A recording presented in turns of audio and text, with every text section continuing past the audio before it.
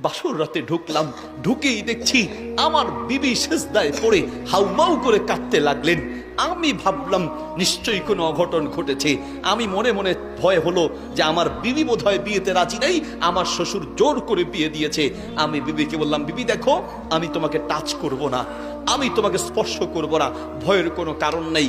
তুমি কাঁদবে এটা আমি মেনে নিতে পারি না। শোনো, যদি তোমার আমাকে অপছন্দ হয়, বিয়েতে রাজি না হও, অসুবিধা নাই, আমি তোমাকে সুযোগ করে দিব, তোমাকে আমি স্পর্শ করব না। বিবি সিজদা থেকে উঠে চোখের পানি ফেলে বলছেন, স্বামী, আপনার প্রতি আসলে নারাজি হওয়ার কোনো কারণ নেই। আপনার দিনদারিত্বের প্রশংসা পুরো এলাকা জুড়ে আছে, আমার বাবাও অনেক প্রশংসা করেছেন।